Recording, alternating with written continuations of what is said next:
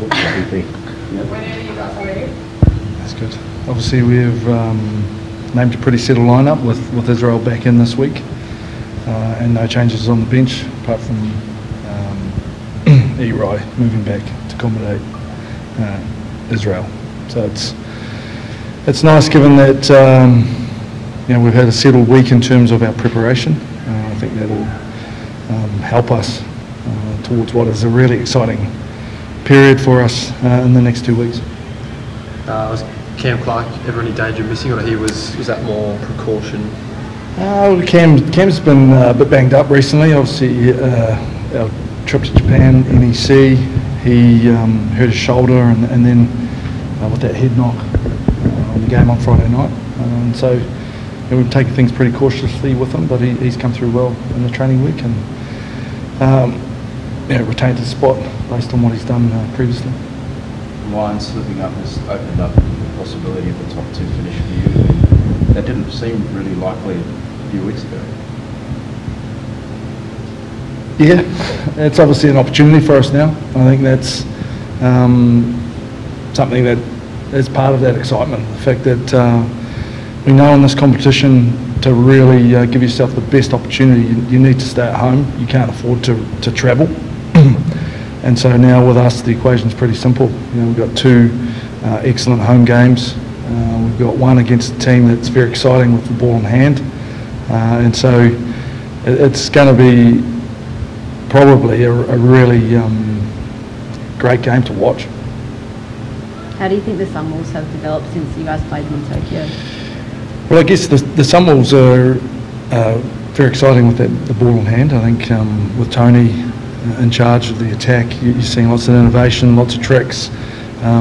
They play very fast. They've got the best ruck speed in the competition, second best for game line.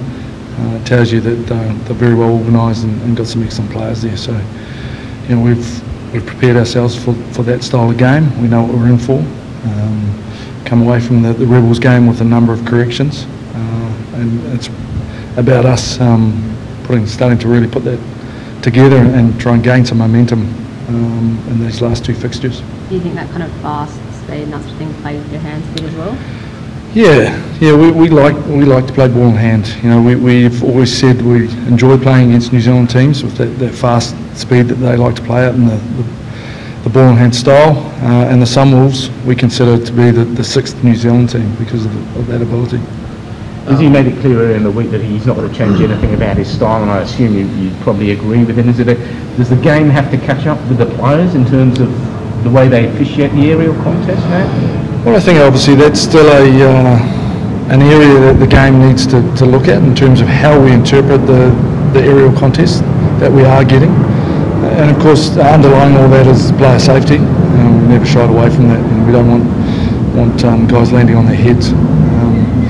What is known is it's a very difficult area to law and police. So, I think it's one where coaches and administrators get together and try and work out a law that can work towards those outcomes. Do you still use him from the kickoffs? Yes, I think his ability there is outstanding. We get a lot of possession gained off his ability to get the ball back. What we are refining is how we can do that without drawing attention to potential consequences of that aerial challenge.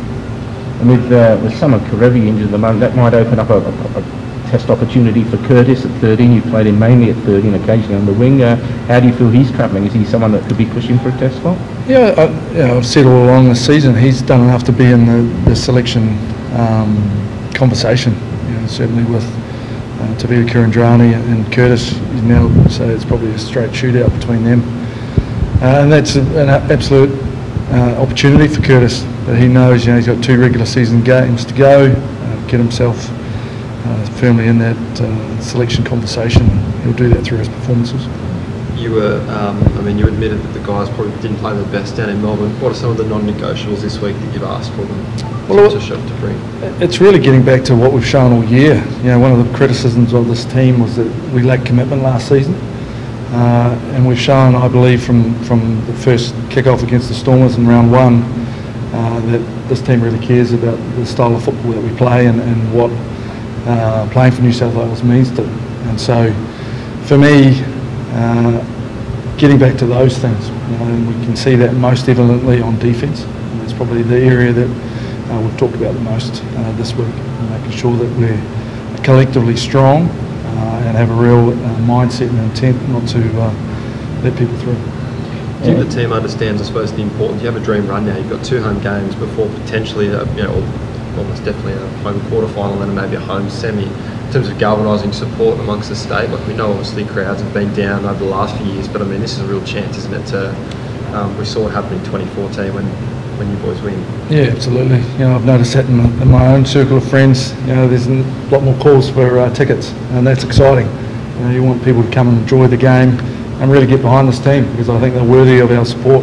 They've shown all year that they care in what they're doing, and you're seeing that in the performances. We had probably no right to win that game on Friday night, but we dug in for each other and came away with an excellent victory, minus a couple of our best players. So it gives our team a lot of belief, and I'm really keen for the state to swing behind them and really give them the best shot they can to go forward in this competition. At what stage do you or your management sit down and talk to the Waratahs about your future there? Well, those discussions are ongoing. Yeah. They have been all year. What we can do as a team and myself is just keep performing. It's always been the big thing from the board is performances are critical, and the team and the results do the talking. Would you like to stay on beyond this year? Oh, absolutely. I've never shied away with that. I'm enjoying the team. I enjoy my job. I really enjoy coaching this team. I think the squad's in an excellent space, not only this year but for next season as well.